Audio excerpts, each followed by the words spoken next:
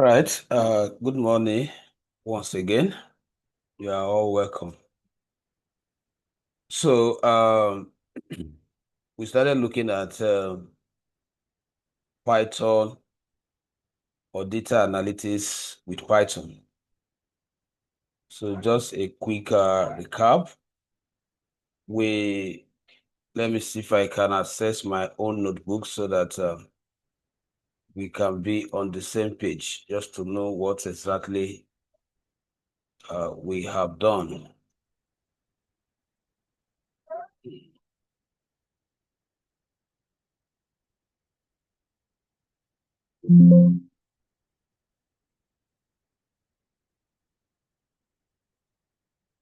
So I know we have covered how to import the necessary libraries, such as pandas, NumPy, and I've also explained the reason why we imported those libraries. So can anybody tell us why did we need pandas? Because I know I've explained all this. Why did we need pandas? Can anybody unmute and tell us why did we need pandas when analyzing data with Python? Why did we need pandas? Can anybody try? Because I know, okay, Mr. Joseph, you want to try? Go ahead.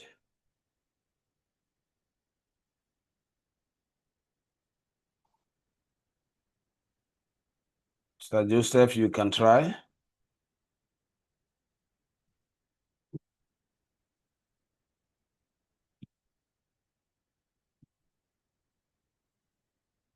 Are you saying something, Mr. Joseph? I can't hear you. Okay.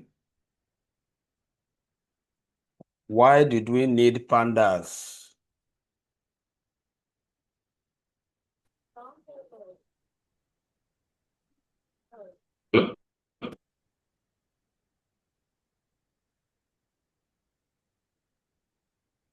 Why did we need pandas?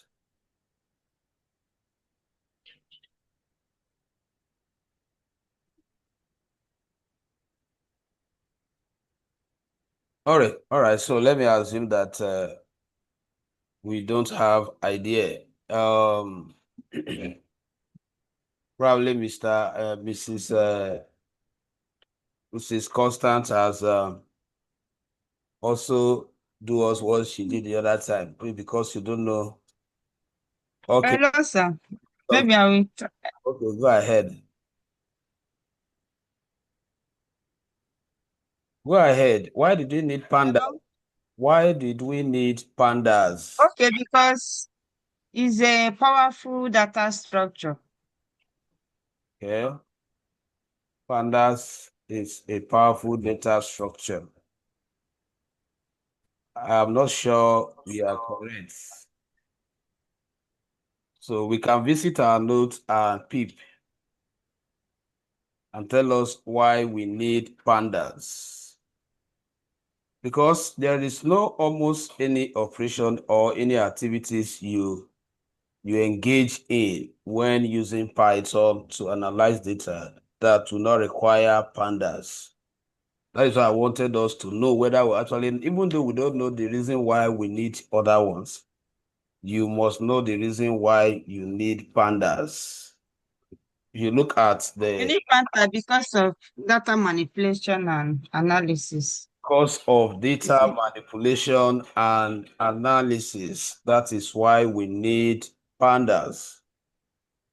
Okay, that is now. If you look at this now, you were able to manipulate data into the notebook through one of the function read underscore CSV that the pandas offers you. So you can see without pandas, you cannot even think of loading in data into your notebook. So it's a must use library.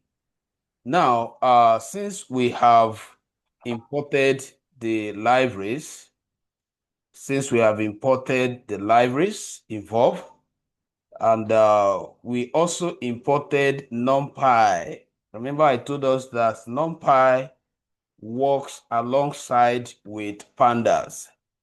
Pandas helps you or provide all set of functions for manipulating and analyzing the data. Then the NumPy supports Python to load large data sets. It supports Python to load large data sets. That is the reason why when I was explaining, I said you shouldn't just settle for Excel, because if you settle for Excel, there are a lot of limitations. One of the key limitations of a data analyst knowing only Excel is that he or she cannot analyze large data, particularly once the data is beyond 1,048,576, which a single Excel sheet can handle. So it then means that if you want to go above that number of data, you have to start splitting them into sheets.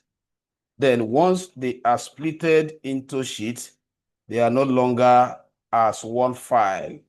So if you want to load a very large data set that will still maintain a single file structure, then you need what? NumPy. So which means that if I am loading like this data set now, this data set is within 100. It's not even up to 200. So it then means that even if I remove this particular line, the data will still be loaded. Because where this comes in is where you are generating your data arrays in Python. That is, you are developing the data here, which is not the primary essence of NumPy or Python. You are not meant to create data set here. We are expected to load in data set, but peradventure you want to create a simple data array, it is allowed. Okay, so then, in as much you want to create a data set that will be framed in vertical and horizontal, it will now be compulsory for you to use the NumPy. But if you are not creating the data here, and then bringing NumPy should be just to support loading large data sets. So let's understand the key reason why we are involving these two libraries. Okay, so what we did after importing the library was to create a data frame. Create a data frame. That is the right word. Though if I'm to break it down, it becomes to load data sets. But what you actually did is that you created a data frame. A data frame is different from a data set. Data set, for example, now here, when it is here, it is a data set. Now, once you bring in here, it has become what? Data frame. Let me prove it. Now, we talk about types of data in Python basics, where I talk about the primitive data type, and I also talk about the advanced data type, those ones that can hold multiple values. Now, what we are saying here is that you cannot attribute this to list, neither tuple or even dictionary. What is a dictionary? Dictionary is a multi-structure data type in Python that uses one variable to hold multiple value with keys and pairs, right? Now, if I ask us now, if you are saying that the whole of this is a list or a dictionary, it is wrong. What you have here is the whole of this column alone. Let's say this particular region now can be the key that is holding how many value? This and this. So, and you have collection of them, collection of these attributes. You have region attributes, you have country attributes, you have item type attributes. So what type of data would that be? Is this still, because now what you are having now is either a combination of list or combination of dictionary. So it's no longer any of those data type. It becomes what? Data frame. And data frame is actually the collection of the data features and the series, that is the record. That is the definition of data frame, the collection of the data feature. The feature here means the headings, while the series means the what? The rows. And the rows represent the records, while the features represent the headings. I hope that is clear. Can I get a response?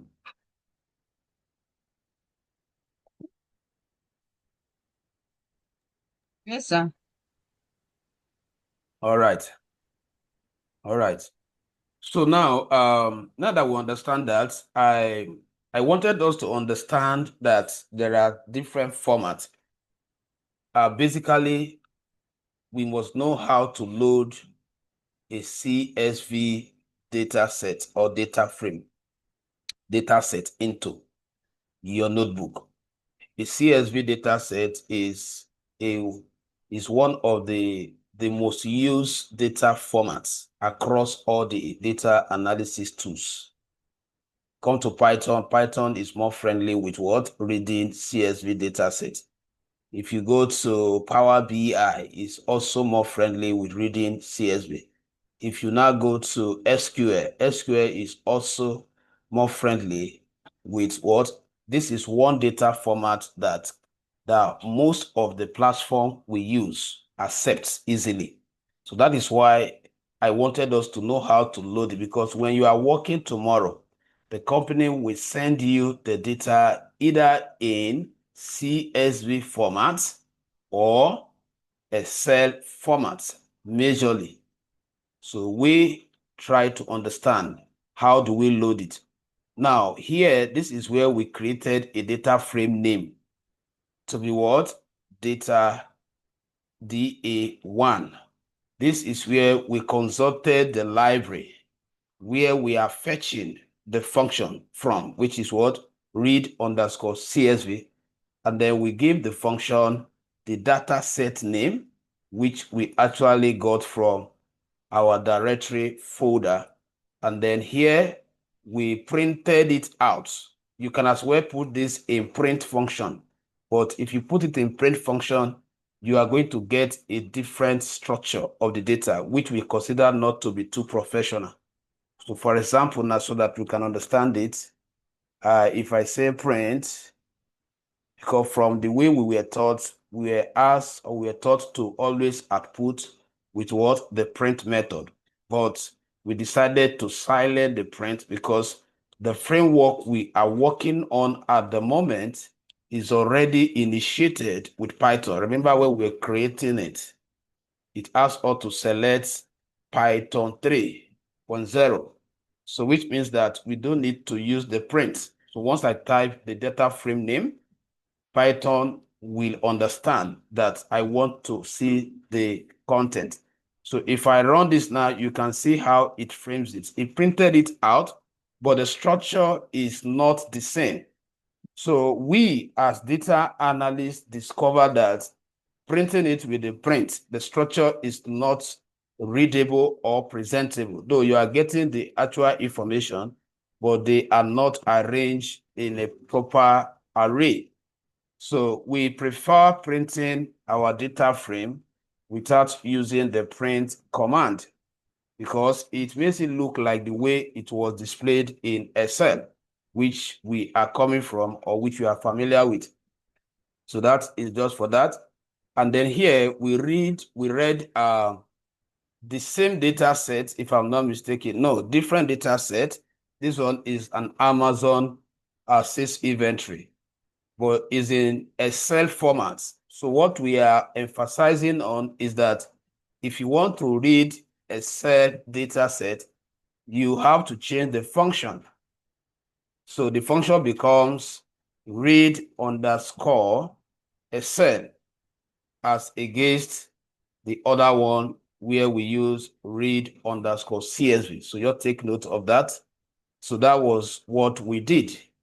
So I think here, was it the same data set? Yes. No, this is the Yargon or the other sets. So now to continue from where we stop, after you have read in your data as a data analyst, what is the next step? The next step is for you to inspect the data. The next step is for you to study the data. The next step is for you to understand the data. So we are assuming that you have no prior knowledge about this data set because you are not the one that computed it. So you shouldn't just rush into analyzing it. You should deploy some Python techniques, some Python functions, attributes to be able to know what this data set is made up of. That understanding will help you to construct a more healthy questions that will eventually lead you towards more effective outcome, which will become your insights. Now, don't forget that I've established before now that the quality of your questions depends on the quality of your understanding of the data. And if that depends on the understanding of the data, it then means that what? The quality of the insights that you are going to draw from the data depends on how effective the question is. So once an analyst get it wrong in the aspect of understanding the data, he will get it wrong in drafting what analysis question, and then he will also get it wrong in presenting what insight. So these are things I want us to register so that you don't rush, take your time. Now, studying the data sets, it's going to take us to exploring some functions. So the point is that it's for you to know those functions. How do you use them to assess the data set you are given? It's the priority of the first part of my training. So after this, I'm going to also look at data cleaning. So peradventure, in the process of understanding the data or deploying this Python function to understand the data, you now find some errors. I'm also going to teach you how you can correct those errors. So which means that the whole of this training is broken into data inspection and data cleaning. So all this has nothing to do with analysis. All this one, you are just trying to understand the data set before you start your analysis, which is the process we must go through. So let's label it, and I hope you are also noting down. So the first topic is what? Data inspection / study. Let me use this one. Data inspection / study. Now, I always like to segment my notebook. What do I mean here? I want to know at any given point in time to know what I'm doing from a particular section. So since I'm introducing a new topic here, I would like to convert this text to what? A plain text. This is comment. So all you need is to make sure that what? Two of them are not together like this. There should be space. And then you come to where you have your code. Then select markdown. The text will change to blue color. The ones you have it displayed in this color, hold down the shift button on your keyboard and press enter 2 times. 1, 2. So you can see what I have done. I have switched the text from comment to what? Plain text. So what we are saying is that in the process of your analysis, once you perform analysis, the outcome should be studied so that you can present your observations and your recommendations. Now, if you don't want to take them to PowerPoint, while you are working here, you can have a cell dedicated just for putting together all your findings. And then when you are done, you can either switch it to display like plain text like this, or you leave it at comment what state. So I believe it's part of what I must have explained. If I have not explained how to do this, now you know how to do it.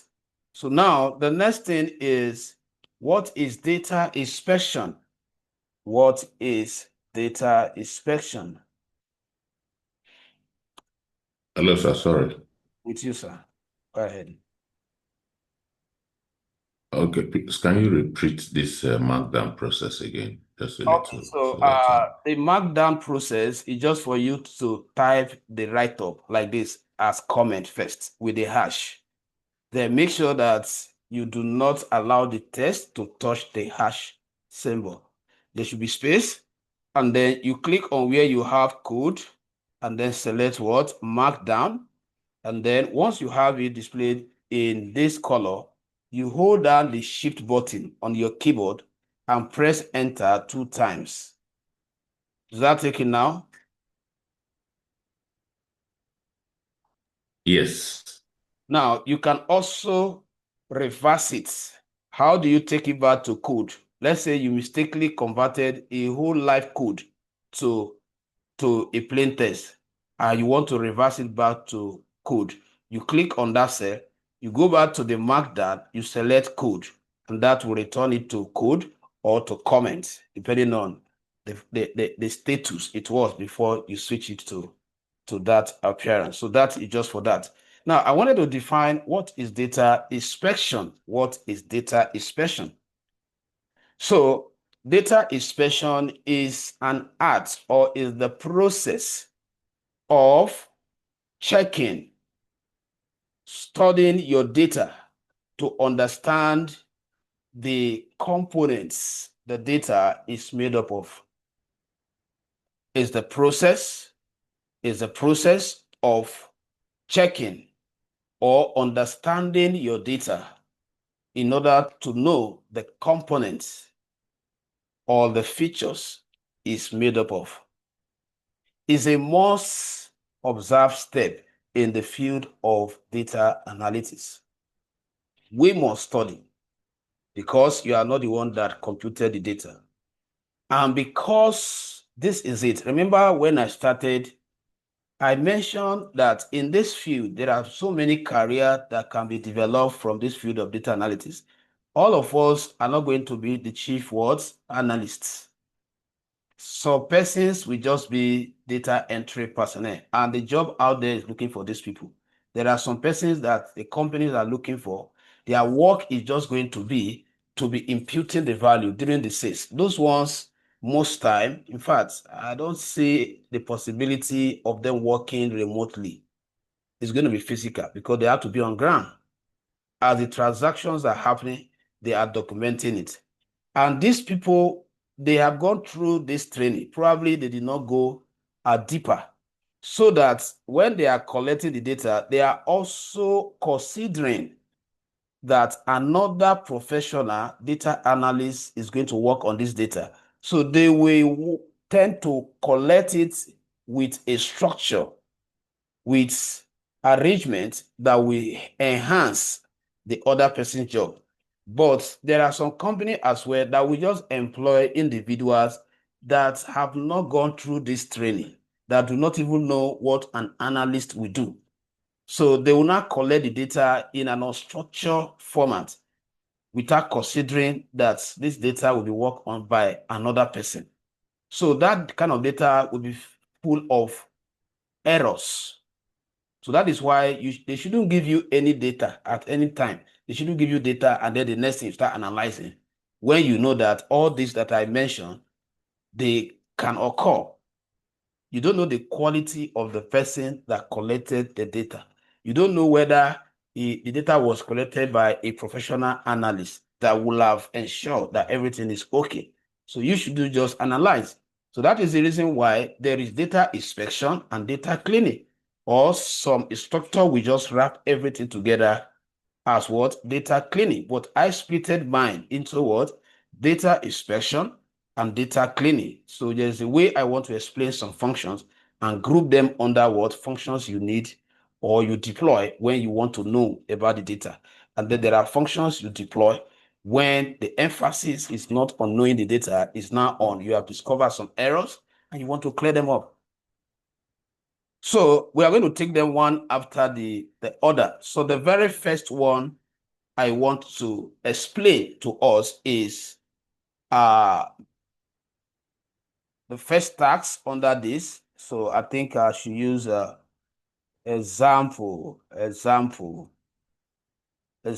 of them. Example number one. I want to start with how to know the total features. Remember, anytime I use feature, or I'm also referring to what total feature or columns. Total feature or column and rows, which also means records in my data set. In the data, let's use the right word, in the data frame.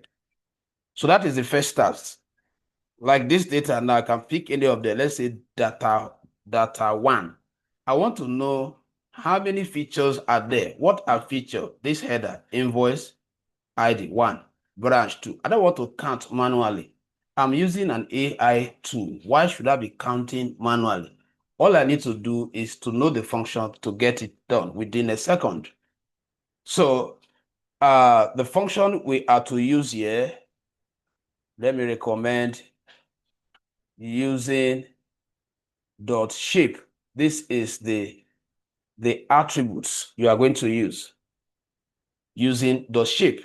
It does not have the closing, the opening parenthesis bracket and the closing. Just what? .shape. That dot there is to concatenate, which means that you are adding that function to your data frame. So your data frame comes before that dot, which means that if I'm to just highlight the syntax for better understanding, the syntax will be, in this case now, our data frame name is what? Data 1. So you now say what? Dot shape. All right, so the main function there is what? Dot shape. So if I run this now, shift and enter, what did you get? You get an output that says that what? 1000 by 17. Now, the 1000 represent the rows, the records you have in the data set, while the 17 represents the columns. In other words, we have 17 headers in that data set. Please, I want to know if you are following. Let me get a response from one person at least.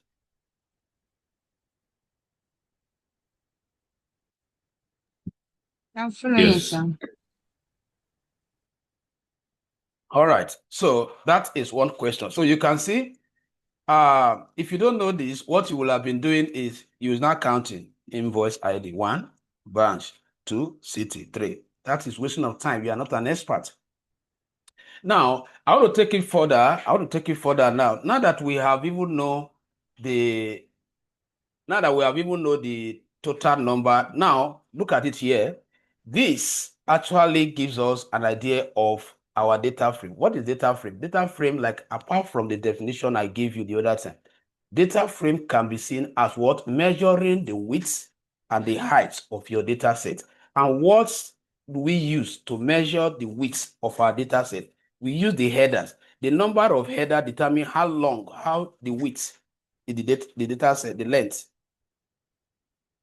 Yes, that is the length horizontally. So we count the header. So if I run this now, I'm able to know, oh, the length of the data set is what? 17 header. Then how do I measure the words? How do I measure the height of my data set? You use the number of records to know the height of your data set or frame. Because sometimes when you are working as a consultant, when they give you data, how do you know how much you charge? If a company forward their data to me now and ask me, okay, how much will it take you to to draw actionable insights from this data set. In other words, how can you discover information from this data that can help us to make healthy, smart decisions? How do you know how much to charge? You need to know how much to charge by knowing how many features, how many columns, because the numbers of columns and the type of values under them determine the number of possible questions you are going to answer. All right. So if, for example, now, just watch what I'm going to do now. It's part of what we are going to do. If, for example, now I capture branch and what? I capture branch. Let me see how I can see everything. I want us to check something.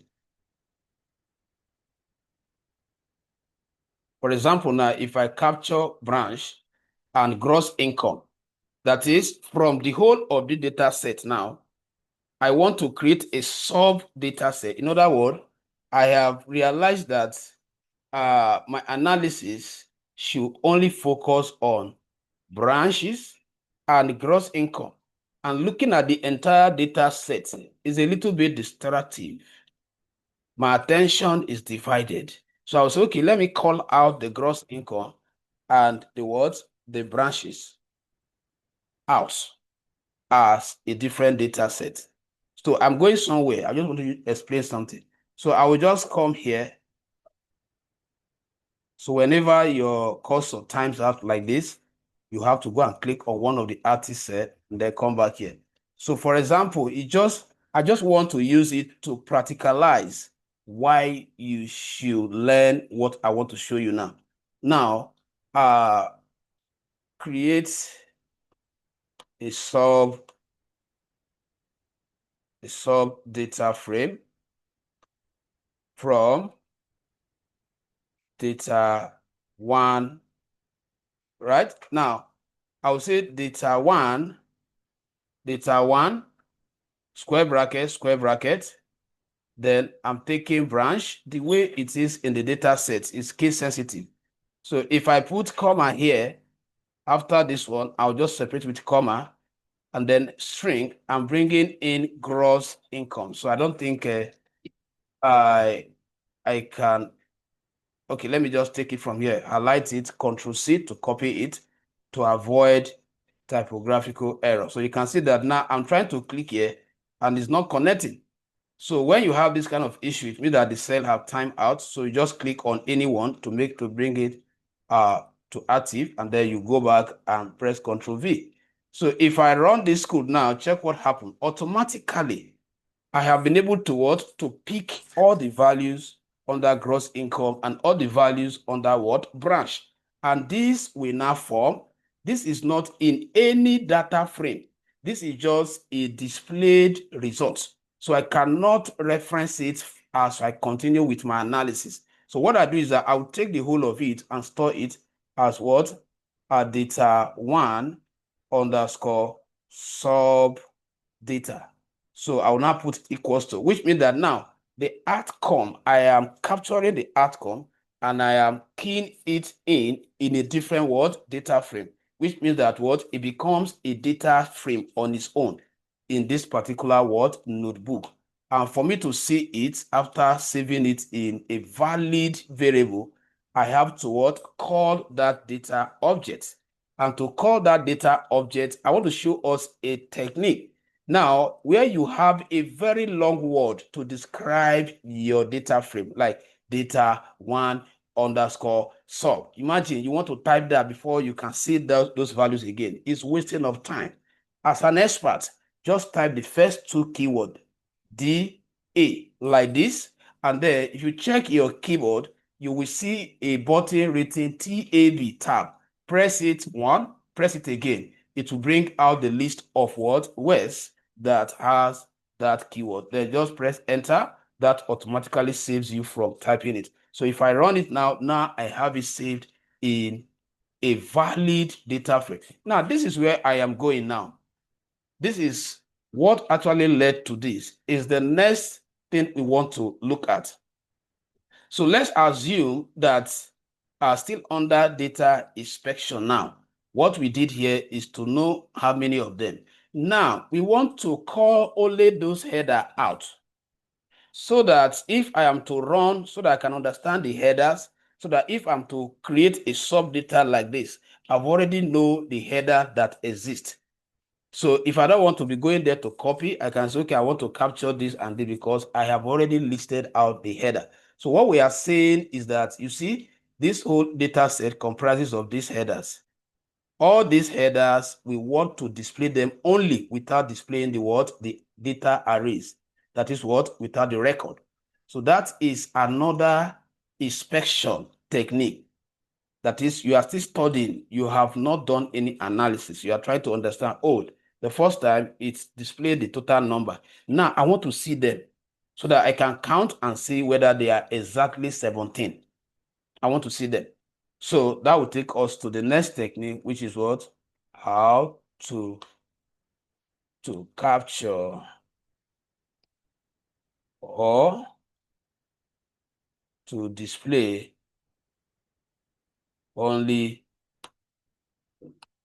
data frame pictures or headers.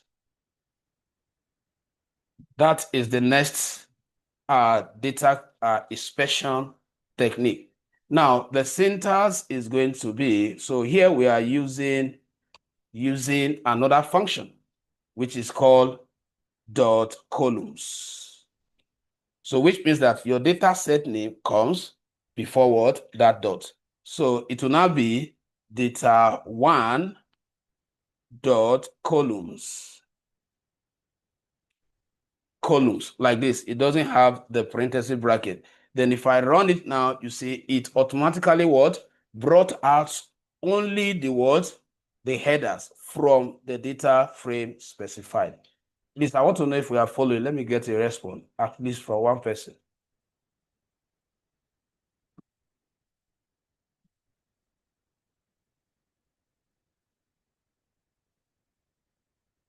Yes. All right. And I hope you are taking notes of this, because after some time, you are going to have a long time classwork. So make sure that you are taking notes of what I am doing. So now, Yeah, I'm taking note, but I don't have this data I loaded will on my send it to you. system. Once I'm done with this training, I'll send the data to you before the classwork. Now we will all have it. Now, so if you look at this, you'll see that calling the data out, I discovered that though the correction has been made, you can see that underscore has been added, but perhaps the one I'm going to send to you, you must have not edited all this.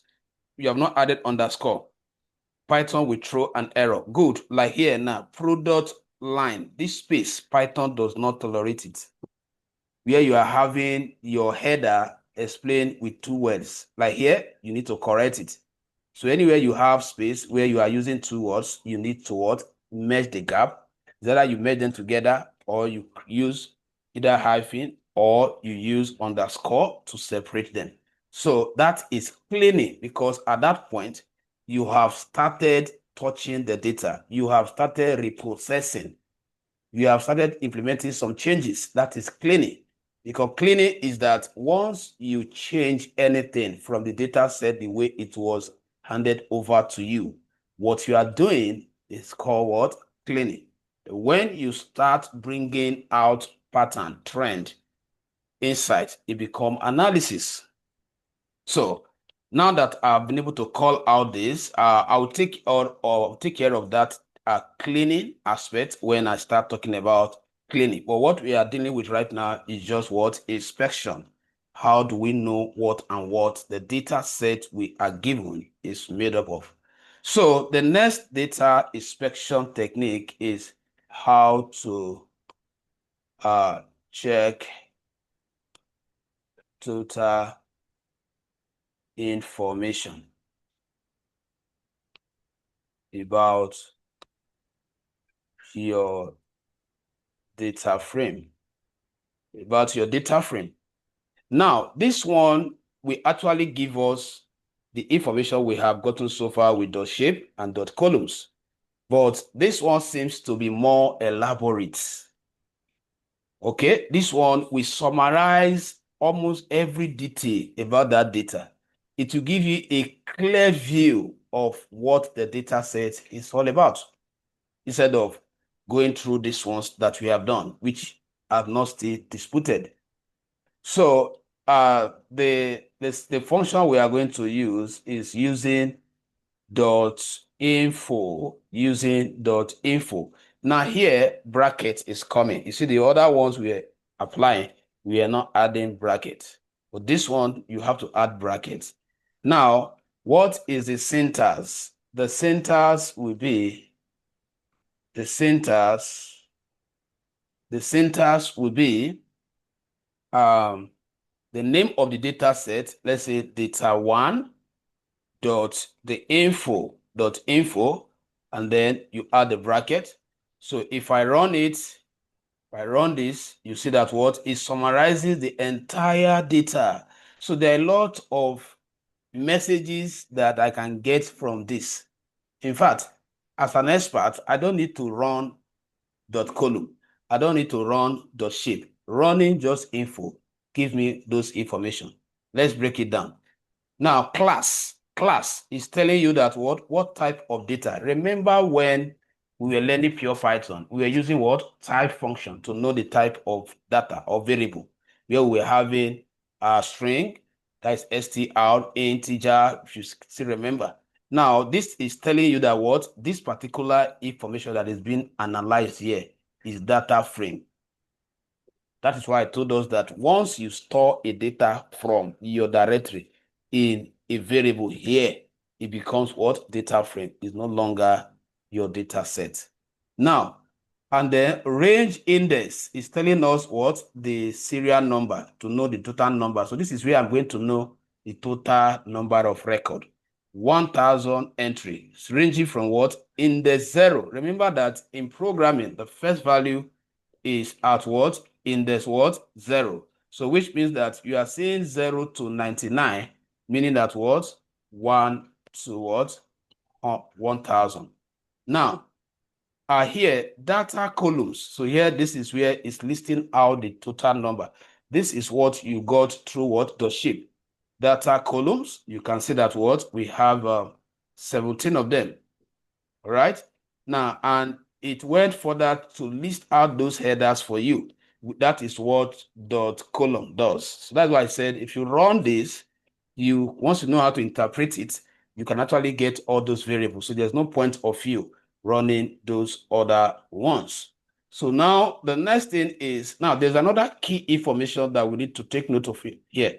Now, non-null, which means that what? The cells are occupied with value. The cells that are occupied with value, they are 1,000. Now remember here too that what? The record ranges from 0 to 999, which means what? 1,000. Now, and it's telling us that it's giving us the breakdown of the total cells with value there. So which means that under invoice ID, you have all the what? The 1,000 cells there filled with what? Value. Now, let's say as we are going, you now notice that here, here, you are having something less than this or less than other ones. That automatically tells you that what? In that particular column, if you trace it to the respective column, in that particular column, there is a cell that does not have a value, which is called missing value. So I'm going to show us something. I'm going to load in another data set quickly, and then I will also send it to us. That data set, I deliberately constructed it in a way that I left some cell unfilled so that when you run a function like this, you can get the way it's, because they can give you data set like that. So that how do you interpret them when you see them? So just give me a few minutes. Let me just get the data into my project folder and then call it in. And then let me see if I can also quickly send it to us.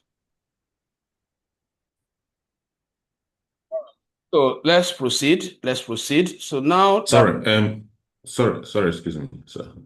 Can you, I didn't get where you created solve this thing before this one. Let me write the sentence. I didn't get the sentence. here I created, which is this one now. This Yes. Sorry, just give me create solve data frame. Yeah. Just hold on, let me.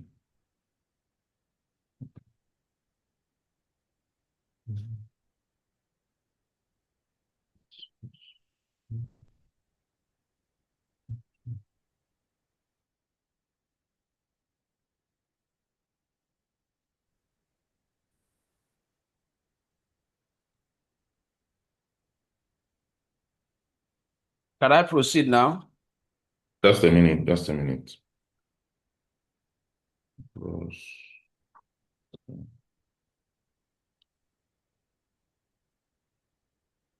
All right. Okay, so now I want to quickly load that data. The data is called customer.csv. I've forwarded it to you also. Now, this data set, I want to use to explain what I was explaining because there are missing value. If you open it, you see that there are some cells without value. So I want to call it in here. So let me quickly load it. So we're working with it, particularly when we get to the cleaning aspect, because there are a lot of things that need to be resolved within it. So let me load, loading. This should be the third data, I think so. So I will just name it custom, then equals to, is a CSV, so PD, I've already imported it, PD.read underscore CSV, then string, then go back to your directory, then right click on it, copy part, then come back and then paste it. So I'll stick to only the name. You know, I told us that is an option. You can use just where the data set name is just one word. You can just leave all this long URL and use just what? The name. It will still work. Now, if I want to see the data itself, I'll just type CU, press the tab button, and then to show me the name and then run it. So I have it here. So you can see that if I run that same info, let's run that same info on this data set and see whether we are going to get all the column having the same word value. So now if I run that same info on this, that is, it's going to be custom. Press the tab to get it automatically. Let's say custom.info.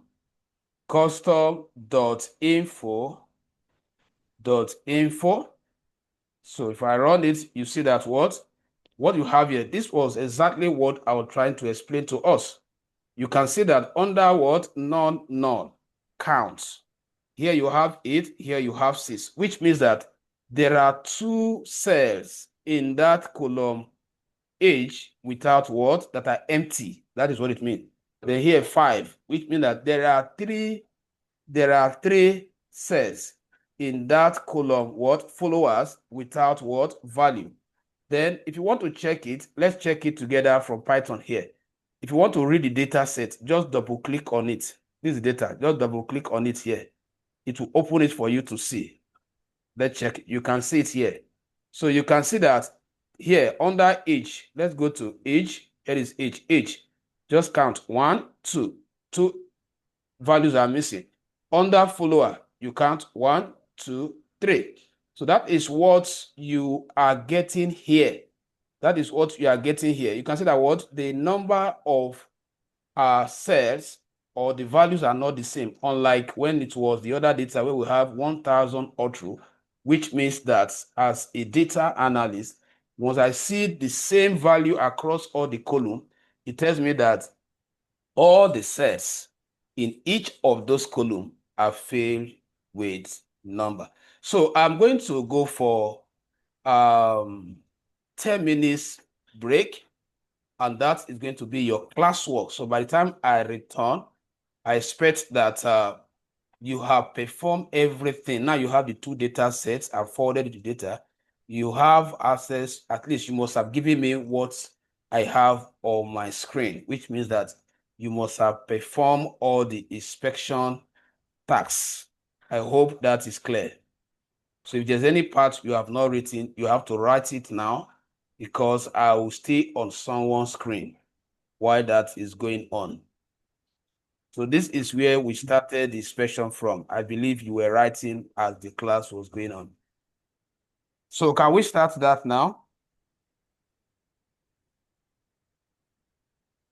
Hello, Mrs.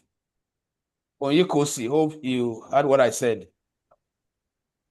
Yes, sir, but I have error in the other one. I want to show you. Okay, so now the class work starts the next 10 to 15 minutes. Once you finish it on time, we continue. You can start now. So without me removing that error, I cannot be able to do Yes. anything. You can share your screen now. I want to stop my own. Share your screen so that I can see the error. Open some TV. No. I'll come. Me? Are you with me? Can Yes, you sir. now look at this? Where is that error? Has it gone? I want to see the error. Yes, I'm hearing you, sir. Have you rectified? Yes, sir.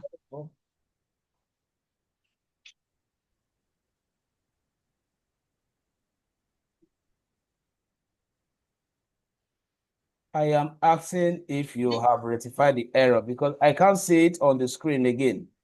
No, the error is the object has no attribute columns. I'm not seeing it. What I'm seeing, Data frame object. I'm not seeing it now. Now, listen. Now, you should learn to debug. It's still there. Oh. Yeah, just hold on. I'm just seeing it now. I want to give you a clue so that next time there are some errors you'll be able to handle on your own. Debugging is part of programming. Okay? Now, what it means is that when you see error like this, you understand the error. Try and find out what exactly is the program complaining. Now, we have the key error in that error. The key error is the last line. So I want you to read out the last line for me. Where you have attribute error. The last line on that error. Read it out for me. I want. Okay. Okay. Data frame object has no attributes. Column. Now check the spelling. Imported column. Check the spelling of that column. Is it correct?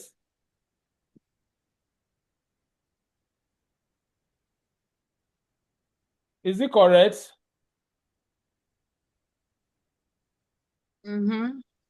Yes, sir. COLUMS. Is not correct. What you have there is go back and delete it. Let's be typing it together. Let's see. So you see, that is how you know, oh, this is what it's talking about. Then you now go to your code and check where you wrote that column and check whether the spelling is correct. Go back to DA1 dot column. Delete it and type it. I want to see you typing it. Delete. Just delete only that column, because the letters are very tiny here. So I want to be sure that you are typing it. Just delete only that column section. Leave the DA1. Type CO.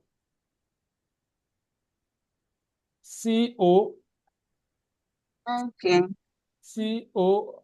I don't know whether it's your network or CO. U M N N. Have you typed any? I'm hearing you, sir. Type N for Nigeria. N. After the M. Have you typed N? Type S. Okay. Type S. I've typed it. Okay, maybe your network is behind. Yes, sir. You have not added S. There is no S here, so. I should run it, Abi. No, you have not added. Okay, yes. Run it now. Run it. Sorry. S is there. Yes. My network was behind yours. Just, oh yeah, run it. Run it.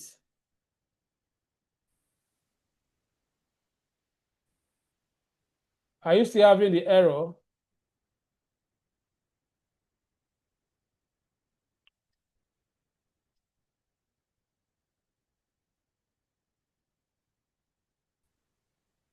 Are you with me? I can't hear you anymore. Okay. Okay, you are running everything again. Okay, let's wait.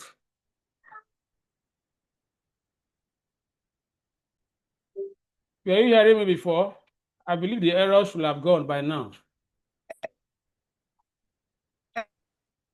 Hello, sir. The error, is it still there?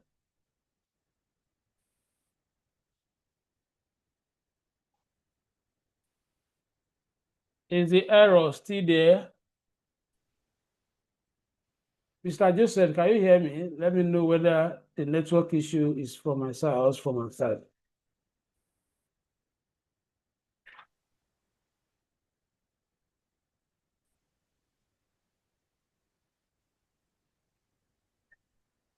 Mr. Joseph. Yes, I can hear you. Okay, please, what about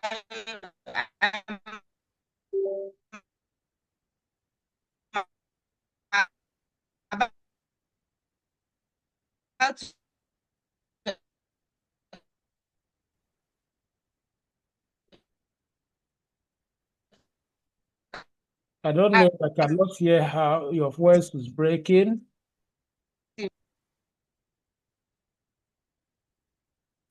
Oh, thank you so much. You're welcome. Let me unshare now.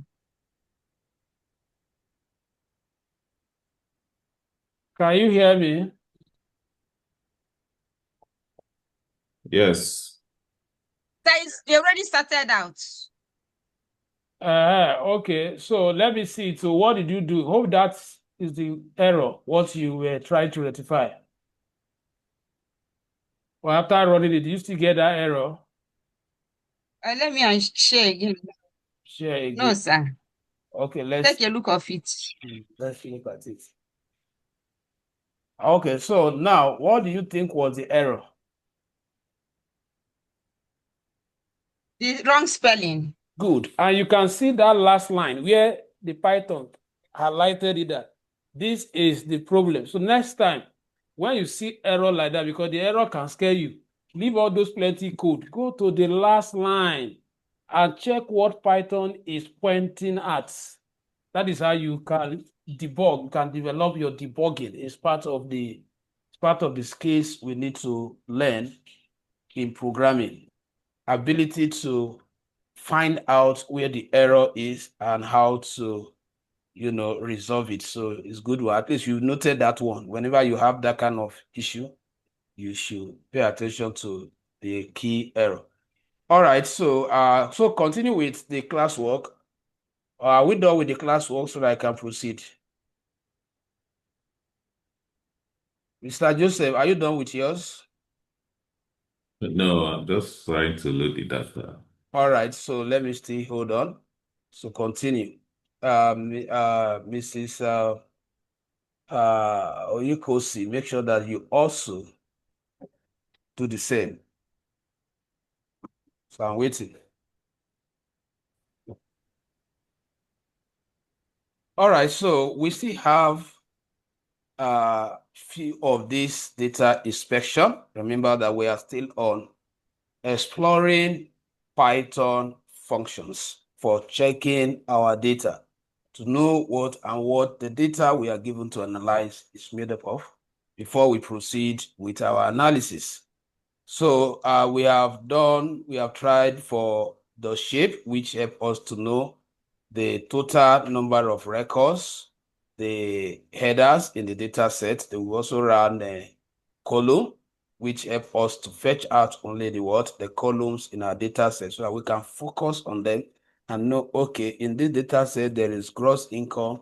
There is, okay, my analysis is going to be summarizing all the values under gross income against the unique payment, or the value under gross income against city, or the values under gross income against branch. So with this now, you now begin to think how your question direction will go. That is part of what we are achieving right now. And this one gives us a summary of the total information in our data, and it was able to expose certain things, particularly when we ran it on this particular data set where we don't have all the values computed. Now, we want to take it further. There are some sign or notation you are seeing here, like NaN, NaN. So what does that mean to you or to us as data analysts working with Python? Whenever you see NaN, it means what? Not a number. So what Python is actually saying is, I do not understand the type of data that space is.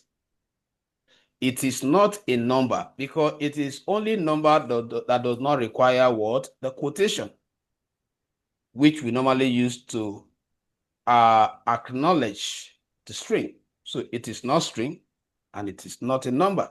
So whenever you see value like this in your data set, do not proceed with your analysis.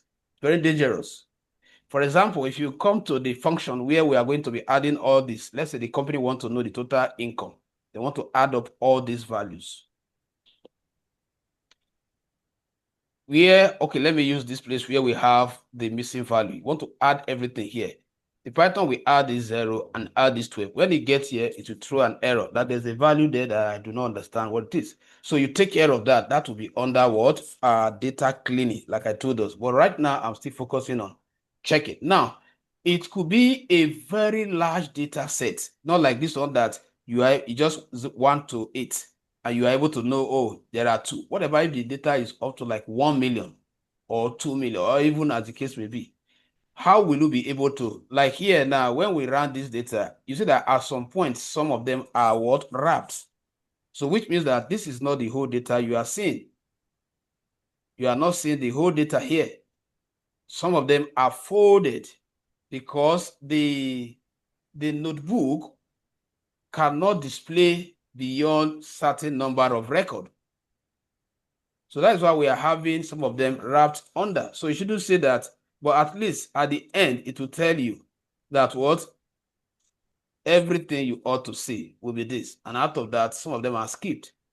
So you cannot assume that because there's no NaN here, oh, this data is free. What about those ones that you are not seeing? So that is what will now lead to the next word I want to talk about, which is what? IsNaN. IsNaN is a function which is used to check just missing value. So let me put that in writing. Make sure you are writing. So the next one is how to check for missing values. How to check for missing values. So how do I know, okay, in a data set, do I even have missing value? So which function are we using? Using isNaN is a function. So what this function does is to go into the data and look for where you have NaN and tell you what? Either true or false. Okay, true means what? They exist. False means what? They do not exist. So now let's go ahead and write the syntax. The data set. So let me use this very one that we can see everything. What's the name said? Customer. I think custom dot is NA. So if I run it, it will output the entire data set and see what it's telling you. You can see false, false. False means what? The cell is occupied with value. True means what? Yes, there is a missing value. So under the follower, we should have about 3 true from what we detected the other time. 1, 2, and then 3. So when you get this, it means that you have what? Missing value. But what about if you run it on this data 1 and you say dot what? IsNaN. IsNaN. You see what we have here now? So you cannot conclude in this kind of scenario that, there is no what? True. Whatever those ones that you are not seeing. So because of this, what you are supposed to do, we are going to concatenate. We are going to use two functions. And what we are combining them is that one is going to be this particular ISNA. The other will be what? Any. So which means that ISNA, go into the data, find out the ones that do not have value under any of the column. Then .any, display only those ones. So if I run that command on this and it output only the headers, it then means that what? It could not find any missing value. So that gives you an assurance as a data analyst that there is no place where I have missing value. That's why I'm not seeing everything. Well, if it returns even a row of record, it means that what? There's missing value. So let's quickly go there and see how we can interpret this. So I'm going to reframe the statement to how to check and display only missing values. Rows. So it's only the rows we want to display. Where you have missing value, so long on that row. For example, now let me take us back to the data. Here now, here we have missing value in this row too. So it's going to call out this record. Want to say something? No, please go on, sir. Okay. Sorry. So like here now, like here, it's going to call out this. It's going to call out this. Why? Because if you trace this row, there's no missing value here. There's no missing value here. There's missing value in that row. It will pull it out for me to see. It will check this one again. There's missing value here to call it out. So long there's missing value under any of the column on that row, it will call it out. That is what we want to use this to check. So now I will run it on the bigger data first. So this is the logic. The syntax, like I said, we are combining. So we are using .isNa function and .any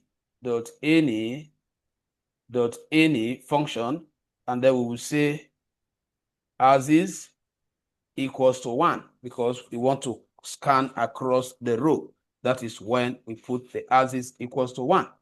So now what we are going to do, the logic, the syntax will be this. 1, you reference the name of the data set, which is what? Data 1.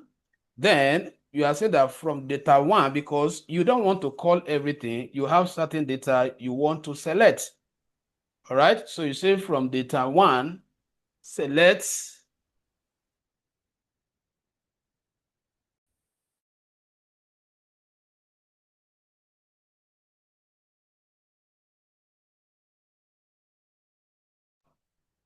sorry. So now data 1,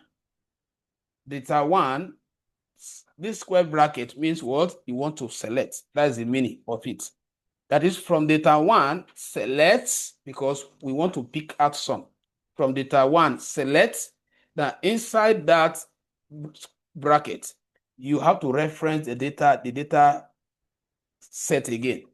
From data 1, why we are calling this one? Because we want to attach what is now to it. Because the data set or data frame you call before the bracket, you could not attach the function to it. So we are saying that from the entire data frame is now go in there and identify what missing value. Where you find them, then we now come here and say what dot any. So if there is any one that is found, dot any, display them. So I will now say what the as is is equals to what 1. So if I run this now, you see that what it returns only the header. So this gives me assurance that what there's no missing value. That is the interpretation. If there is, it must have outputted it. Now, let's try this same code on this one that we know. That's why I actually brought this data set.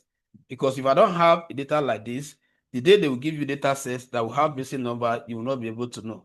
So let's try that same thing on custom. So trying it on custom, it will become what? Custom. Custom. From custom, select the custom again. Then .is now. .is now. If there's any missing value, pass it to .any to display it. And then what is the criteria for searching for them on the row axis? So axis equals to what? 1. So if I run it now, you see that what? It brought out. You see that this one return value because truly there are rows with missing value. Let me get a response if that is clear.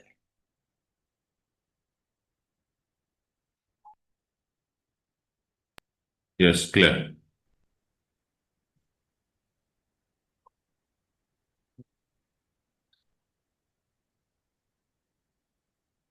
All right. So now, well, there's a challenge here. The challenge we have here is that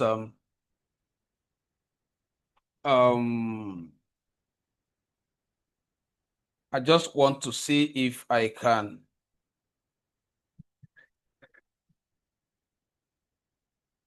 Okay, so we have been able to fill them. This is not where I want to come with what I want to explain.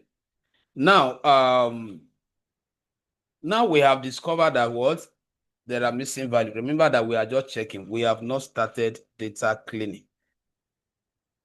So I think these are the data inspection that we can deploy at the level of data analysis. So if it is data science or machine learning, we will not go deeper. There are a whole lot of them. There are a whole lot of technicality, but Python at the level of data analysis, these are the functions you need to check whether your data, to check what your data is made up of. But the last one, which is not under it, but we can use it. Say, for example, now you want to display only the first, like this data that is much now, this data 1. Let's assume that I want to display only the first 20. I want to see only the first 20. So there is a function called .head, which we can use to do that. So let me add that one as the final one. So how to display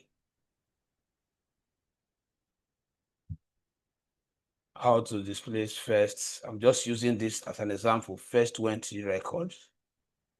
It can be 30, it can be 40, it can be 50 in data frame.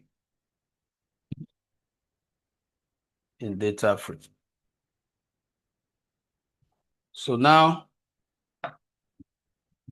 to achieve this, we are using .head. This is the function you are using, .head. And then we'll say the center, the data set name, data1 .head.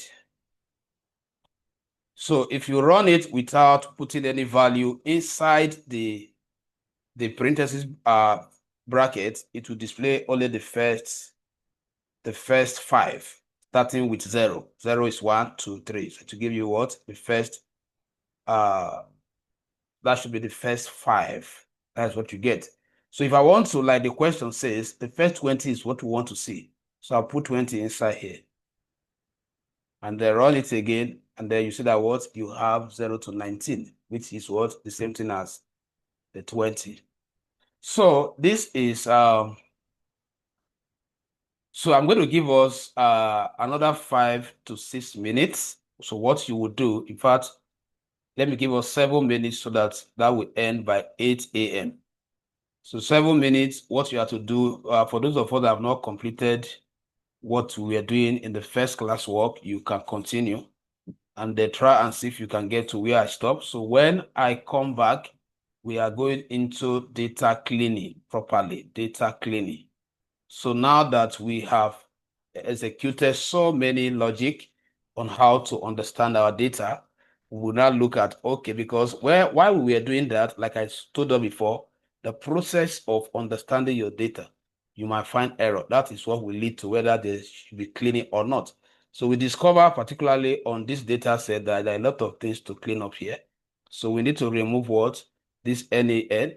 We either delete them totally from the record, or we substitute them with another value. So your classwork starts now. So I can be on someone's screen if you screen rather. Sir, please, sir, let me copy the sentence. I was. All right. So let's continue. Now, this time around, we are diving into cleaning, because in the course of our understanding the data, we discover errors, particularly in one of the data, which is the one we save with custom. So let me call it out so that we start from there. So we are looking at data cleaning. Now, this is the last topic for this section. Data cleaning in Python. Data cleaning in Python. So I will also make it a section. We'll also make it a section. Remember the logic. So I'll type the comments and go to code, then select markdown, then shift and enter 2 times. So this is how you work when you are starting a new a different analysis. Then you find a way of differentiating it. So if I'm going through this notebook, I'll be able to know where and where certain operations stops. So now, what is data cleaning? That is the first thing we should understand. What is data cleaning? What is data cleaning? So data cleaning is one thing that we cannot do without, or is something that can never be avoided. Always understand that most time, the majority of the data sets that are forwarded to us as data analysts might have 1 or 2 errors. So never assume that the data set given to you is 0 what? Error. So with that understanding, it will make you to study. So you can see what we have done so far will really help us to know or to have discovered the error, like we have just discovered on the second data, custom. So data cleaning is the process of perfecting a given data set, that is, making the data error-free to standard understanding. Process of perfecting your data to ensure that there are no errors, because statistics have shown in the past that when you analyze erroneous data, you have automatically, or you will automatically arrive at erroneous what? Statistics that can mislead. And why do we exist as data analysts? So that we can guide company decision-making departments with insights derived from data. So if you make mistake and derive wrong insight that is capable of misleading, that is very dangerous. I have said it before, I don't know whether it's in this particular group. Our work is it has to be professional. You don't come and learn data analytics and learn it halfway, and then mistakenly a company will now employ you. You'll be causing a lot of mayhem there. You are going to become a lot of disasters, problem, because a company expects that whatever the data analysis that our data is saying is what they should base their decision making on. And then you do not take time to learn this very well to professional level. And then they give you data, you have a kind of policy CV and all of that. They give you data, you did not even try to check for errors. As a result of that, definitely the program is outputting certain value, and then you now conclude based on that. Even in normal human living, that is the problem we have. When you receive data, you can hear that. That is why they will always tell you that you should verify information before you disseminate them. You just hear that something happened. You did not even find out whether you not check the authenticity of the source. You start spreading it. At the end of the day, a lot of people will start following it.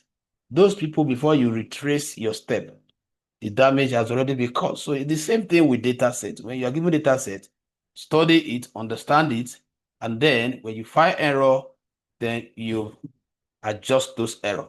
So that is the essence of data cleaning, whether Excel, whether Python, whether SQL, whether a Power BI, you need to learn their own techniques on how to clean up data across this.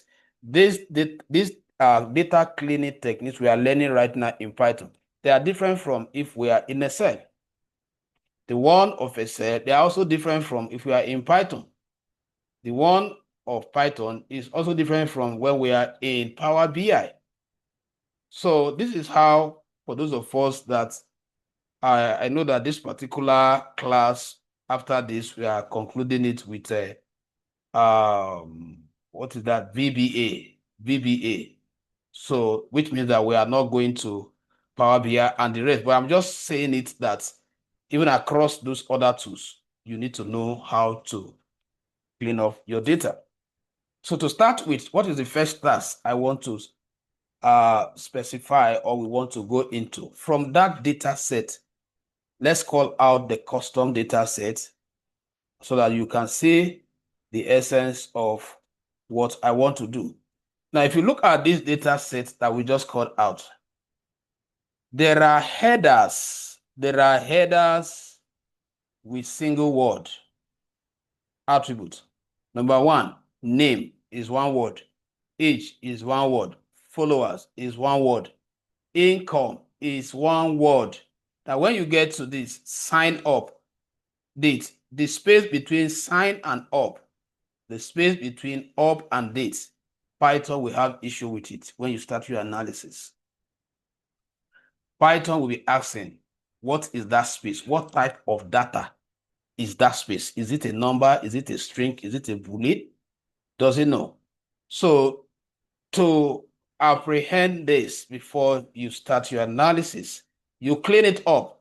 So the first task is how to rename our features in case they are not in the format that can be used for analysis. That is going to be the first task I want to perform. I want you to also be writing. Mrs. Oyikosi, I don't want to hear that you are doing what we have said you should do later. Continue writing now. Please leave that one. I'm writing, sir. Now, how to rename data frame,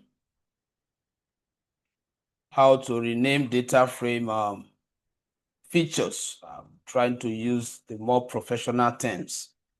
We call them features, particularly in data science. Features, but let me stick features or headers. How do I rename it? So in the course of my data inspection, I found out that there are some columns, features, where two words we use and there's no space in between them. It's either I collapse them together or I separate them with underscore. So that is cleanup. Cleanup means once you start tampering with the data, once you remove this L from the data set, anything, once you start reprocessing the data, you make some changes, you are already cleaning. Everything we're doing there, we did not clean. How do I know? We're just viewing, seeing. We did not adjust. So this one is under cleaning. So what is the syntax for us to get this done? What is the syntax?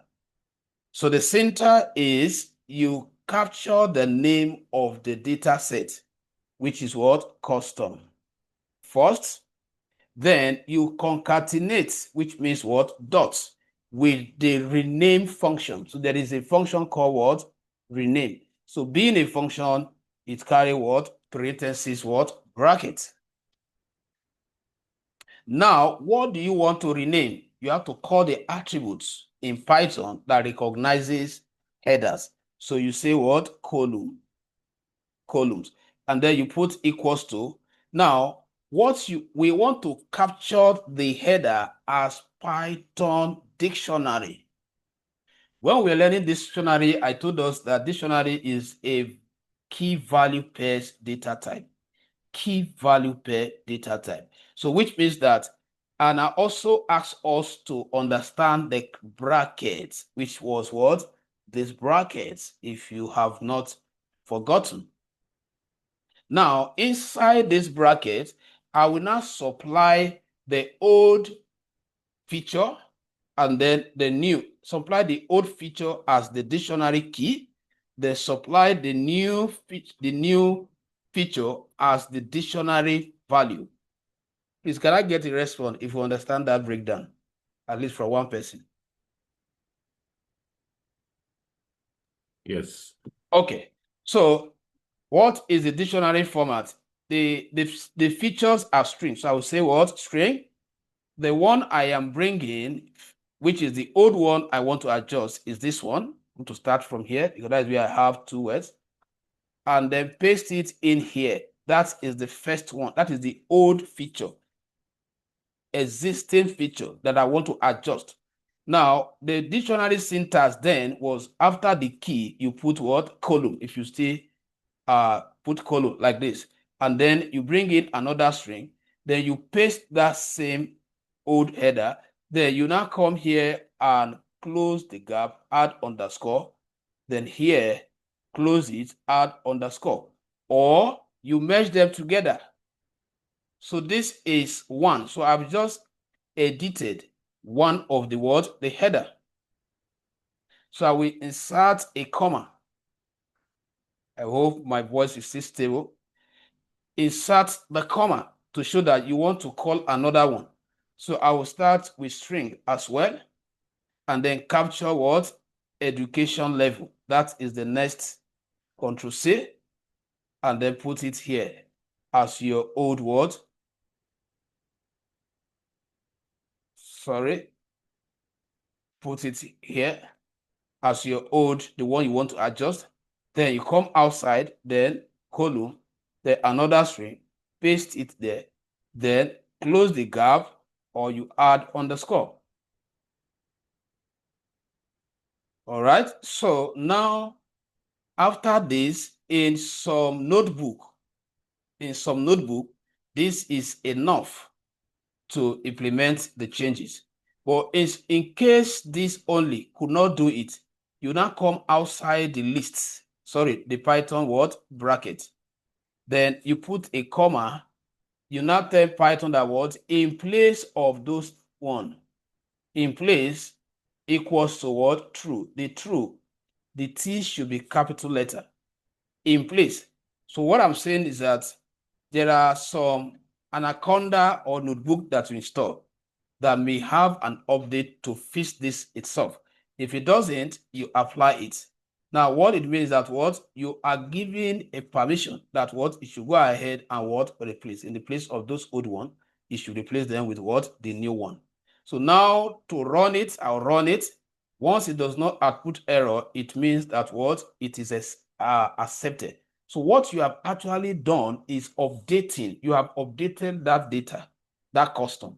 because you did not write equals to, maybe a different variable name equals to, which could have meant that you have created the original one still exists. What you have done is that you have sent Python an error to go to the original data. Anywhere he says sign off with space like this, it should replace it with this one. Anywhere it says education level with this place, it should replace it. That is what we have done. Now, how do we check it? To check for the update. To check for the update, you call the name of, you reprint that particular data frame.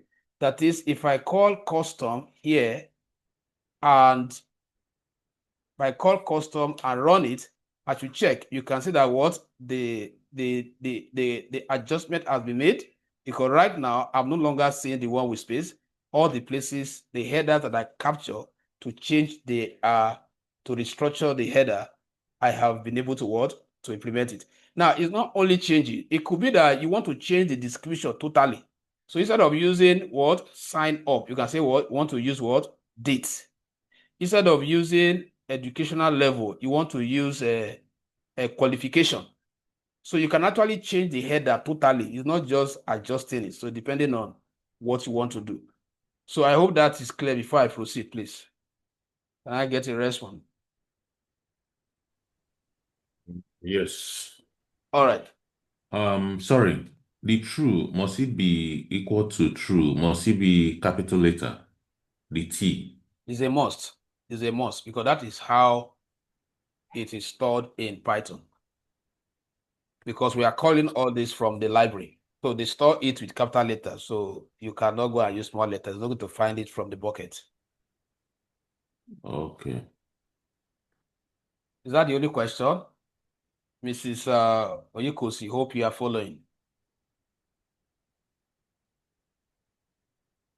Are you sure she's still here? Okay. All right. So now, Yes, sir. okay. So I say yes. I don't know. I said okay. Now let's look at. So now let's assume that just like the way, look at this here. There's another error here that we need to drop. Let's assume after you have outputted your data like this, you are considering this to be error, and you want to remove the whole of that follower. In fact, the age and the followers, you want to remove them from the data set. Let's say that is the option. But I feel that that option could be wrong.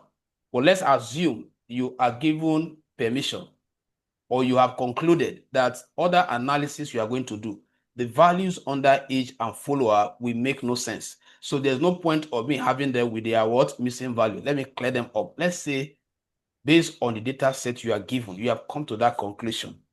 What you do is you write another cleaning function to delete. So which means that that will take us to how to drop a column. How to drop data frame column. Data frame columns. How do we drop it? Now, the question is that from custom. From custom data frame.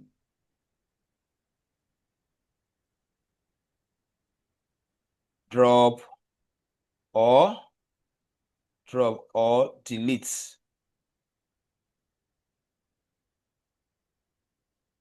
Delete followers.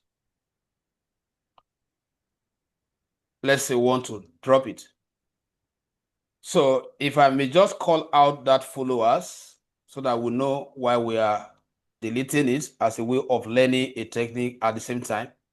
So I will just say custom. I want to bring out the follower and focus on it and know whether there are errors there for me to delete it. So custom, I will just say dot, because it's one word. It's one word. That is why I'm using dot. So I will just paste the header I copied. So if I run it now, it's going to pull out only the values under what? Followers. Why did I use dot? Because in one word, it's one word. But if I want to call this one now, let's say you have not adjusted the space, you cannot use dot. You are going to use square bracket. Remember, I've used it before. So I can as well say, okay, custom, in case you don't want to use the concat, the period method, you can say from this, select one square bracket because it's one header you want to call. It is when you want to call multiple header that you nest another square bracket, you define them with string, comma, and all of that like we did before. So I will just say what, and then since I'm using square bracket, I have to acknowledge it as a string. And then if I run it, that will give me what? The same what? Selection. Now, why do I want to delete? I want to delete because I have what? This, because I have this. So therefore, how do we now delete it? How do we now delete it? So that will take us to delete it. Let me leave that in case you still want to write. Now to delete it, let me put it here, to delete the follower header. To delete the followers header, you call the name of the data set, which is custom. Then you concatenate it with the drop. So this is the function that we are focusing on now, drop. Drop what? So if I run this, that is from this, drop which of the header do you want to drop? So, but if we put this drop what? Drop now, we put drop now rather. So which means that in this particular data set is going to drop what? All the column where you have any n. So if you run it, you see that what? It drops, sorry, all the rows where you have those NaN, they are the ones you are seeing now. Sorry, those ones have been removed. Now, if you now want to, if you add as is here, if you add just as is equal, okay, let me leave this one because you may want to write it. So let's say I want to drop this on column. So to drop is on column anywhere you find missing value.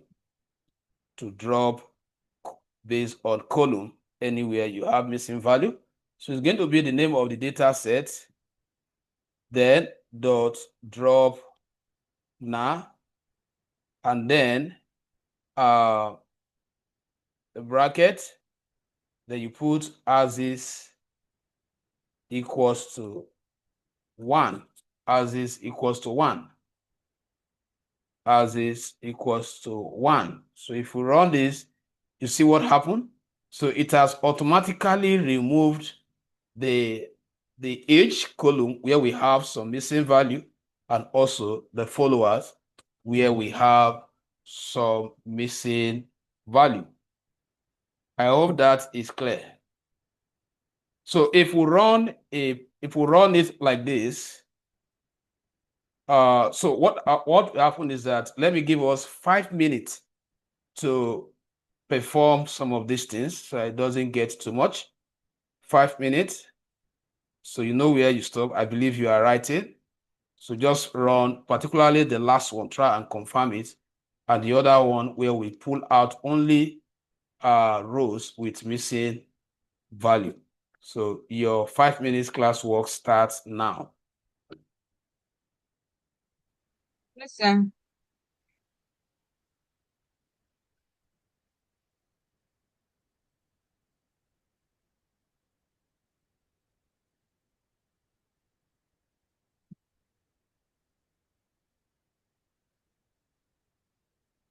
All right, so let's take a look at some few data cleaning techniques.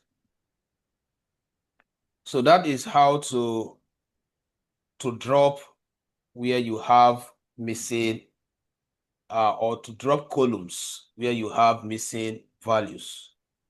Now, but like I told us before, I don't subscribe to that because those particular columns you have eliminated, they might have some values that could influence the outcome of your analysis. So for that reason, you are supposed to change those NaN, convert them to 0. So which means that at the point of the data collection, it's not as if the data entry personnel actually forgot to enter. It's just that those customers did not meet the criteria for entering value in those cells. That is why they were left blank. So in that case, we shouldn't clear them up. And remember that we have not saved it anywhere. So which means that this particular one does not exist outside just this display. So we can take it back. We have not committed it. We have not updated it. So we have to work with what? Everything. So let me just call out only the data. But before that, I want to quickly chip in this because though it's not part of what I plan to cover here, but I feel you should know it. Let's assume that we are not deleting based on missing value. We just want to remove one of the header from the data set or some of the headers from the data set. For example, you are given data set and you have concluded that you have nothing to do with discount, not because there are missing value. You don't just want it so that it does not just populate the data. So how do you drop it? So that is another dropping, because that dropping is drop now. Dropping what? Not a value. Or whatever, if you want to drop just the column, what is the syntax? So let's quickly look at that before I look at how we can substitute those NaN with a real number. So let me do that here. So how to drop data columns. So the function we are using is using dot drop, not drop now. And then you have to specify the header's name. The header's name. In fact, let me reflect that as the syntax. So I will say the syntax for doing that is going to be the set data set name, in this case, which is the custom, right? Then we concatenate it with the drop function, open the bracket, capture the header you want to drop. So let's say we want to drop discount like I mentioned before. So I prefer copying it from here so that there won't be mistake. Control C, and then go to where you are writing your function, then paste it. Now, if you run it like this, you see that what it generated what? An error. So, Mrs. Oyikosi, you can see that sometimes the error can be much that can even discourage you. So, all this error, just go to the last one. You can see it here. This is the error you should always focus on. And what is it saying? Look at it capture where the error is, capture the header that I introduced, and telling me that what? Not found in the ASIS. That it check it is not in the ASIS. So now that I have an idea of that, if you are, let me show us how you can debug some of these things with ChatGPT. You see, the age we are now, in fact, the era we are now, no matter how good you are, you have to leverage on AI. AI help you to solve a whole lot of problems. You could be working on your own. I may be busy to attend to you. I may not even be available online for you to consult me. So what you do is this. If I want to use ChatGPT to correct, to know what it is, maybe I don't have idea, I could not interpret that key error. Go back to this, copy this error, copy everything like this, everything it is like this. Control C.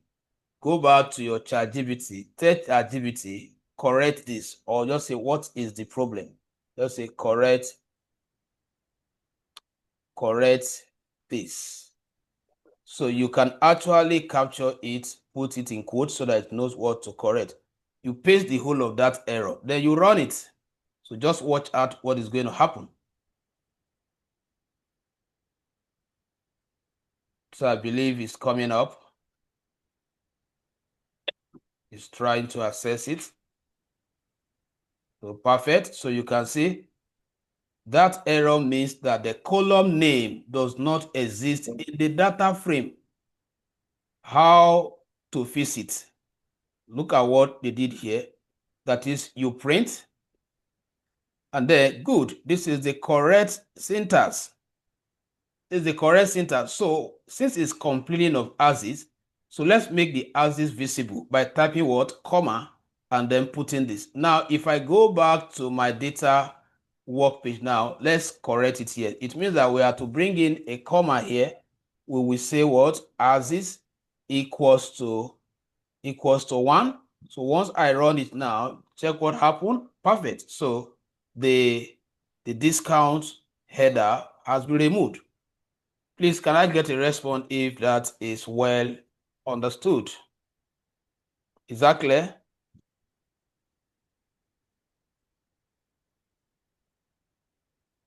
Did we understand that? Yes, sir. Okay, so Yes, sir. Yes. so that is the age we are. You only struggle when you don't understand the domain expertise. So the reason why you are in for this kind of program is for somebody to lead you, to start the journey with you. The person can never end the journey with you. The journey continues. Continue what? Consulting AI. There are different AI models there. Professional, that is where we make our work easier. That is why when they say the AI has come to steal the job from, no, the AI has come to fine-tune my work, not to take the job from me. So learning like this is just to make you a professional. But when you are working, you run into challenges, you know how to use AI. Even the web development, we don't waste our time these days. Just use AI to write all the code, provided you have the domain expert, because if you don't know what to say, you won't get the right results. So while you are in this training is for you to know what to always do, what to say. Okay, so that I just want us to understand that, because it's not every time that you will want to delete column just because there are what? Missing value. You may just want to delete. So you use this drop. There is no what? Nah. So let's get that. So let's quickly look at the next one, which is still under data cleaning, which is how to fill the missing value, how to fill the missing values. Now, let's assume, like I suggested, that is the best practice. I believe that should be the best practice. Because, for example, I want to delete the whole of this column. What about this income that comes with it? Because the moment you remove this column, this will go. Once you remove this that is having this will go. So some of them will go. And when you are now asked to summarize the total income generated, and one of them is missing, that is the disaster that I'm talking about. So in this case, now I understand that the challenge was not because the person actually was omitted. The challenge that entering followers, this person does not have follower, just like we are taking record of people that are following you on Facebook. And then you listed a name. That person have age. That person have income. But that person choose not to follow anybody. He comes to buy things for you, but he's not following you. So that is why the entering personnel enter what? Nothing, which Python has translated to what? A problem. So you will say, oh, let me go back to the original reason why the person left it what? Blank, which means that what? The person does not follow. So which means that what? This empty cell is equal to 0. So if it is equal to 0, all I need to do is to say all the places where we have NaN, please add 0, which means that what? Nothing was captured there. So how do you speak that in Python is what we want to learn now. Missing value. So we are using a function. We are using a function. So let me put it there because of the first writing. So using dot fill now. Dot fill now. So that is the function we are focusing on. Using what? Dot fill now. Now, fill now is one of the Python data cleaning function, which is used to replace. It may not even be only what. Remember that what which is used to replace what? Only what? Where you have missing value. So now what is the syntax? The syntax will be the name of that data set, which is custom dot fill now. Dot fill now. And then the particular value you want to replace. If it is a string, you quote it. If it is a number, you don't quote it. So it's number that I want to what? Supply. So I will run it. Once I run this, you see that what? All the places where you have NaN has now been changed to what? 0, which does not really tamper with the data. It does not, because initially it was left what? Blank. Now, that is the challenge you can face. So let's assume something here. There's something I want us to take care of. There's something I want us to take care of. Let's see if we can manipulate it. So that's supposed to be under data science, but let me see if I can capture the structure. So let's assume that you want to fill, and now the instruction you gave is that all the values or in any of the column, anywhere you have any n, fill it with what? 0. What about if the value here should not be 0? Maybe it should be 5. The one under H should be 0. So how do you communicate it? How do you narrow it to only that particular column? So like I said, is data machine learning technique, but let me see. I hope you'll be able to capture it. So let's see how to fill a specific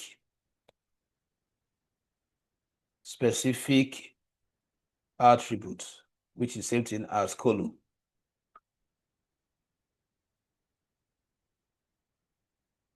Only. So let's say we are looking at what? Age. So in other words, all the places where we have missing number under age, we want to call them and change them without affecting the ones under followers. Definitely we have different arrangement for that. So what I'm going to do first is to call out that particular header.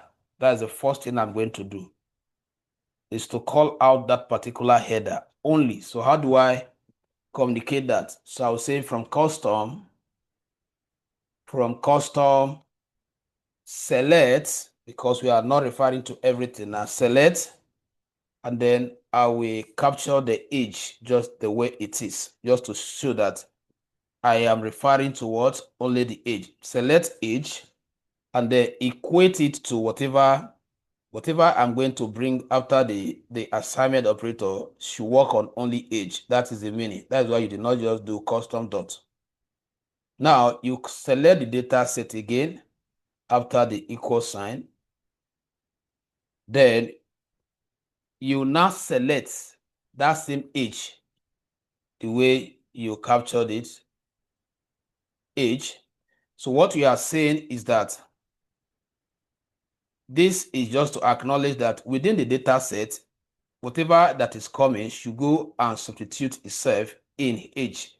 Now you are now writing the function. What's the function? From the data set, select age, and then concatenate it join it with what? The fill now. The fill now, and then supply the value. Let's say what? We want to give them 10.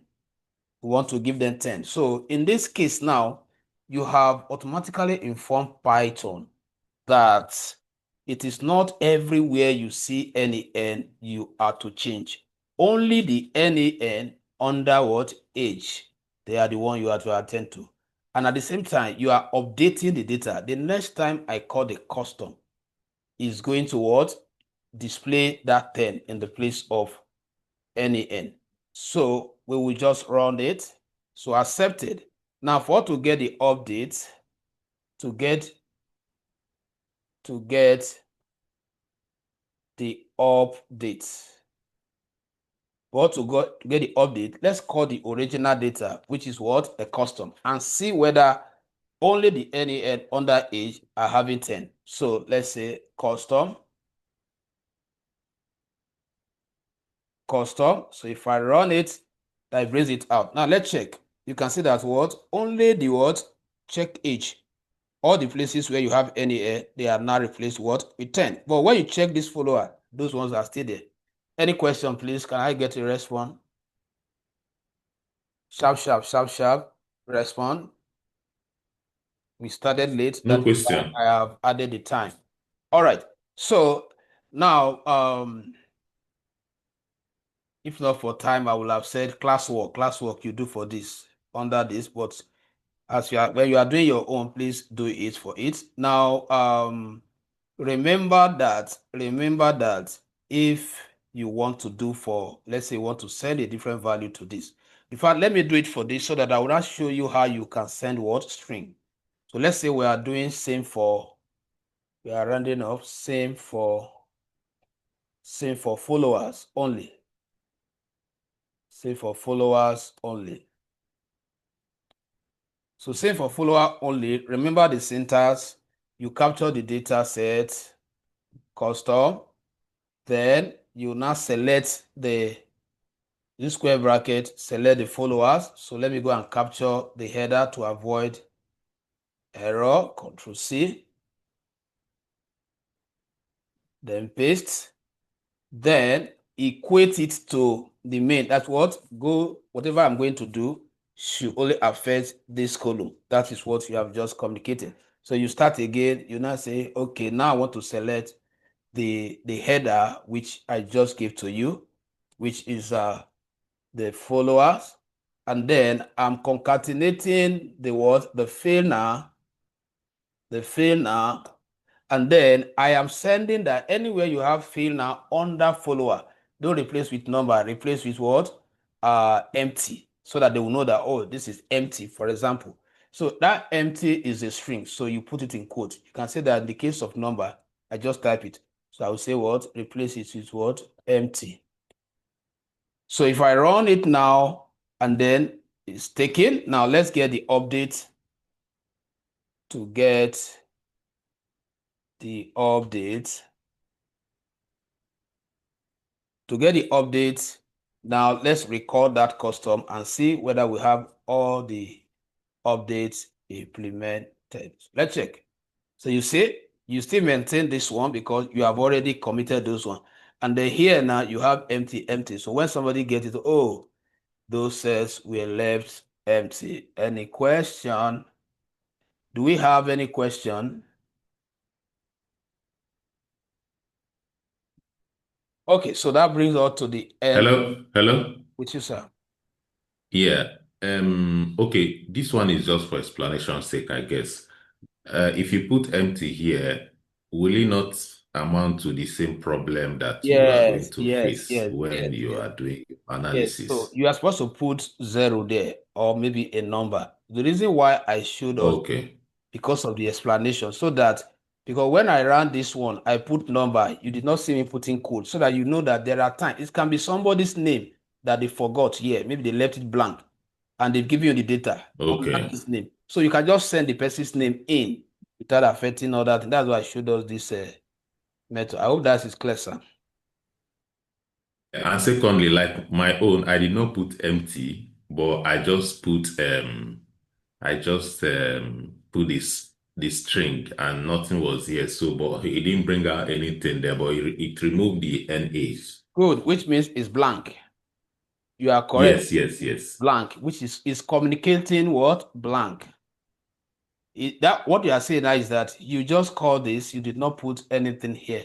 So if you run Exactly. going to output, to leave it what? Let's see. Is that the place? Okay, let me see. Okay. Space, yeah. Yeah, because I know the one. Uh-huh. So I think this one. Okay, so it's supposed to it has committed that one, except I capture it and change it again. Let me check something. So it has committed that one, so you have to take it again. But your own, Yeah. you ran it for the first time, at least with the space, is still an idea. Any other question, please? Hello, sir. Yes, I'm with you. My own input error. Input error. Share your screen. Let's quickly rectify before we go.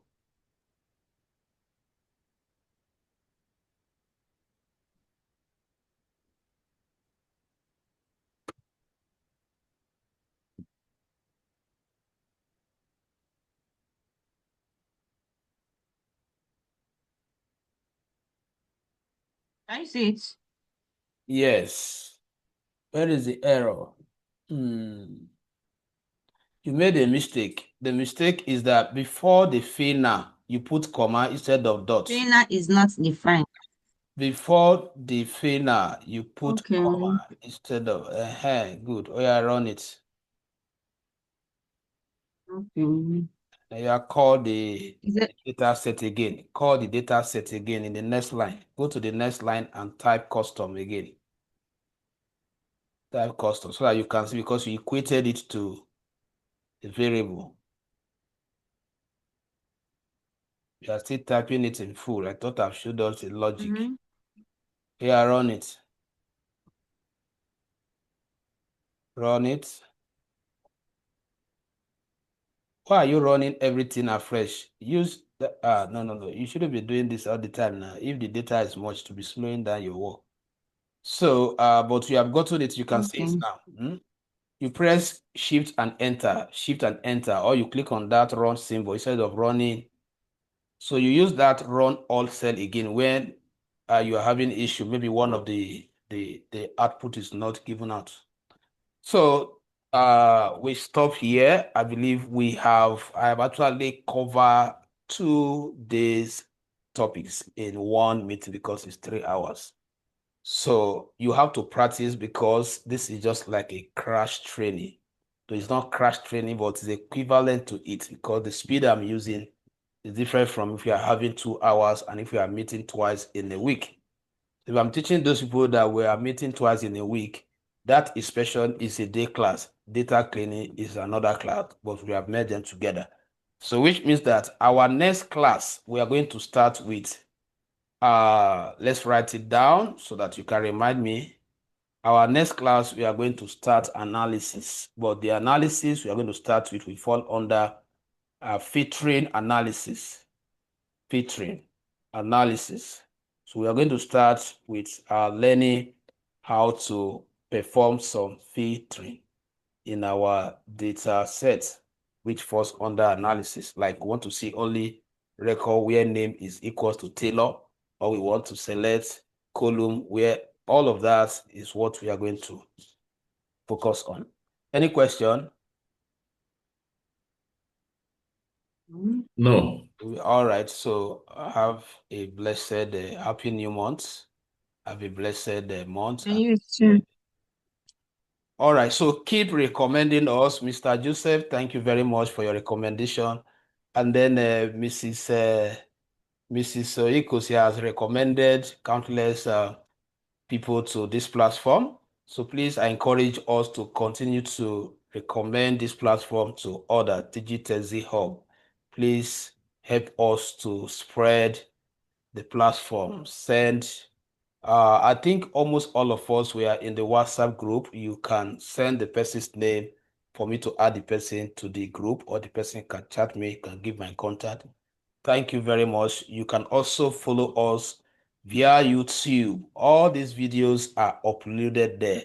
The only thing is that if you don't come for the training like this, you'll not be able to follow the sequence. But they are there, so you can follow us on YouTube at Digitech Zeal Hub. So you can follow us on YouTube, and then on TikTok, we are also there also. Most of our short clips are also published via TikTok. TikTok handle should be this same name, and then but the difference will be you add dots in between them. That is our TikTok rather, TikTok. And then on Facebook, you can also follow us at Digiteze Hub. So we have actually 2 different Facebook pages, so they are all official. Then you can follow us at Digiteze Academy, or Digiteze Hub. You can find us on Facebook. So you want to follow me direct on my Facebook, where most time I share the link of these master classes. You can follow me on Facebook at Eguero Prosper. So once you type Eguero Prosper, you should be able to follow me on Facebook. There are a lot of updates that I usually give there. So thank you very much, everyone. So see you next week, Saturday. So just to give some updates, classes that are going on now that you can join. We have another master class on data analytics that runs only on Tuesday, and Thursday within the hour of 9 p.m. to 11 p.m. That means you must have closed from work. It runs just twice in a week. I have a lot of people there, and the learning has been awesome. And they also have a web development training session going on now. It's still very fresh. I think we've had only just introduction that runs every Tuesday, Thursday, and Sunday evening. Now, the Thursday is 5 a.m. to 7 a.m. very early in the morning. Network does not disturb at all. Everything will go on smoothly. 5 a.m. to 7 a.m. Tuesday and Thursday. And then on Sunday, 6 p.m. to 8 p.m. 3 times for the web development training. You can join any of these sessions. And very soon, so that we can prepare our ward and even ourselves. I know that a holiday is coming, starting from before the end of this week. I will let the information out of the box. So there's going to be a kind of Python coding. It's purely Python, not just for data analysis, where you can build apps. So, but we are trying to construct it for, teenagers and then adults.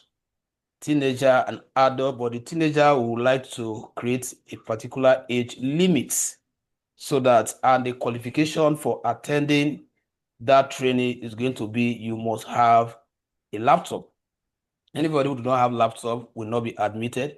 So we want to do it like crowd funding. So the pay is going to be very small because we are targeting much people. Please, the design will be out soon, and once it is out, I will start publishing it.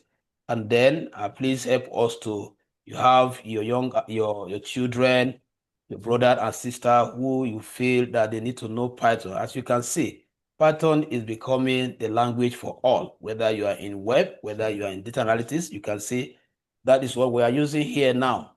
So having knowledge of it to the professional angle, it will help you to play around this. So thank you very much. So see us next week, Saturday. Happy New Month again. Bye for now. Listen to you, sir. Bye bye, sir.